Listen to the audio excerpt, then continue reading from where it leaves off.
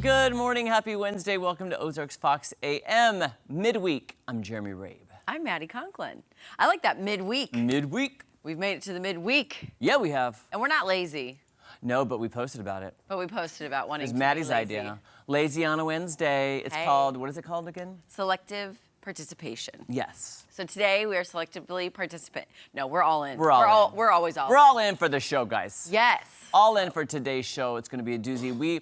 I don't know if you know this, it's Hatch chili pepper season, which means from Hatch, New Mexico, the peppers are coming in. Okay. And so we're going to be making some salsa today with some Hatch chili peppers. And you know what? When I was recurling my hair this morning, I was thinking, man, how much we love salsa.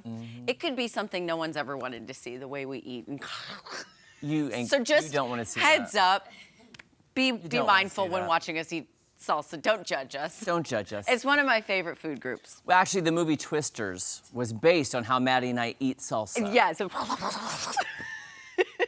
just start spinning. Everything starts spinning, and papers are up in the air. Loosely based on that. Yes.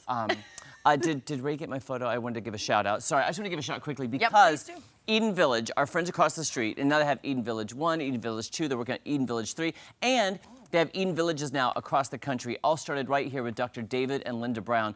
Yesterday, Mama Jean's gave them a donation of $35,000 right across the street to build another tiny home for a disabled homeless person here in Springfield. It took Mama Jean's about 2 years to raise the money, but they did it. And I love when communities come together, and Mama Jean's stepped up, and now they have funded a full tiny home for one of Eden Village's villages. Isn't that amazing? I love that. That is so awesome. It warms my heart. We've covered them here at our station because the first Eden Village is right across the street here on Division. So I've covered them since they did the groundbreaking. They built the community center, poured the road, started bringing the tiny homes in. That's great. To see where it started and how far it's come, and to see the community involvement, it gives me goosebumps. Well, I am so happy that you said this because maybe in a week or two, I might be over there for a certain Serving the Ozarks thing. Oh, but I don't know. I didn't know that. Yeah, so this is a great tie-in. Are you talking to Dr. David and Linda Brown? That I'm not sure. Okay. Bailey organized it, so yes. And Linda Brown is like my spirit animal. Like, we are like kindred spirits. Oh, when I see you two on the couch, I love her so much. we just sit on the sides, but you two are We have decorated 2 or 3 of the tiny homes together, and our brains are like this. And the first time we showed up to decorate, she has a little tackle box, and I have a little tackle box of just design, like picture hanging stuff, and wire cutters, and nails, and screws, and anchors, and hammers, and screwdrivers. And we both showed up, we're like, wait, you have one? See, I would have brought the snackle box.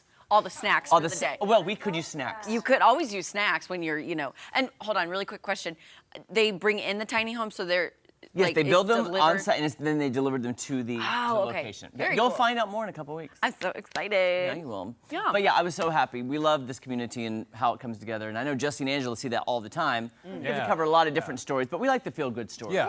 Yes, those are always my favorite. I think it's really cool that it's like customers and people with Mama Jean's were able to help make this happen. It took a while, it took a couple of years, but I mean, it just goes to show that, some persistence and dedication like that, it's going to go a long way in giving somebody some housing there. So just so cool. Yeah, very important stuff. All right, well, I've got a couple stories here. The second one I'm very excited for. I want to get through this first one, though. Okay. Some boaters off the coast of New Hampshire had an encounter with a whale. You may have seen this yesterday on social media. Just some intense video here. That whale, let's take a look at it. Breaching out of the boat, or out of the water, and hitting that boat. Oh my God. No one was hurt. Okay, so that's the good news there. But just a scary moment. There it is in slow motion. And on the left side of that boat, you can see the people going to jump overboard there and splash into the water. So yeah, a couple of guys were on another boat, as you can see, where they're taking this video from. 2 brothers were on their first fishing trip. Oh my gosh. Just happened to be pointing their phone in the correct direction. Oh gosh, that's so scary. Wow. And they did the right thing and turned around and went and helped those guys out, both unharmed, but were able to get them on board their own boat and take. So it didn't sink? Did it sink?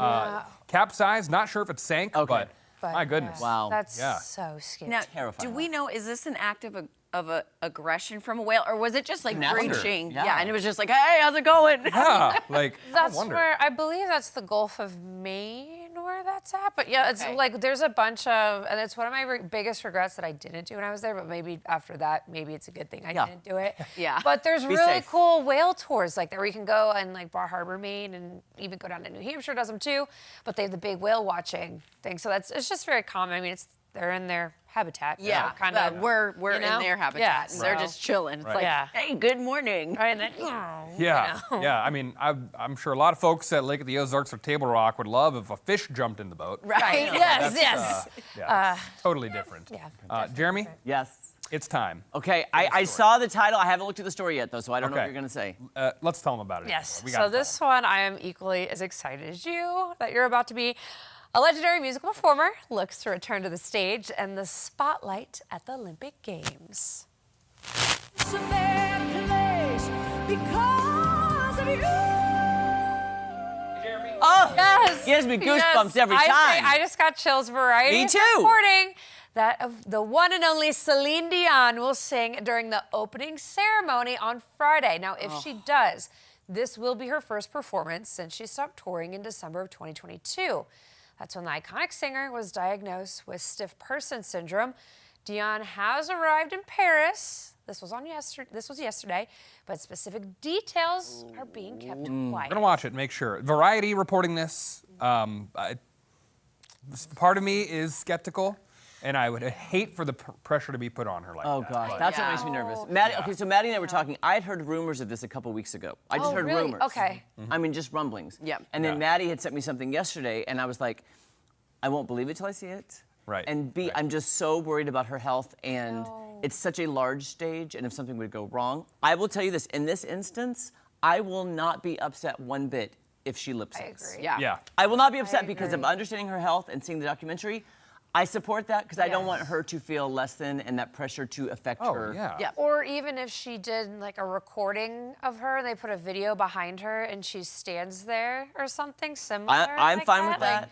even that, I'm like, I'd just be so good Yeah. to see her. It'll be a pretty emotional and powerful moment for sure. So Do we know what time Yeah, what all time does this that start? starts? I need to look that up. I do too. Okay, because I was I saying, need if to look they're it in up. Paris, I'm they're so hours ahead of excited. us. Yeah, so what they Yes. typically do when the time zones are that different, they do the pre-recording as it happens live, but then it airs in prime time on our. So it'll Yes. probably Okay. 7. Yeah, Probably yeah. 7 o'clock Central Time, 8 Okay. o'clock 'Cause Eastern. I remember when they were in, was it Tokyo? The last There was such a huge Games? Yeah, delay. because I remember tuning in and watched live when Simone Biles withdrew, and I remember getting up at like 5 in the morning to watch and just being so sad. I'm like, no. Yeah. But it's just so interesting, all the time difference when it comes to all the different Yeah. sporting events. And the Yeah. games. Well, if she does something on Friday, you can better make sure I'll be I'll talking be about it on watching. I feel Monday. like we need to be singing on Friday. We all maybe. Celine all day. All Celine Yes. all day long. Yes.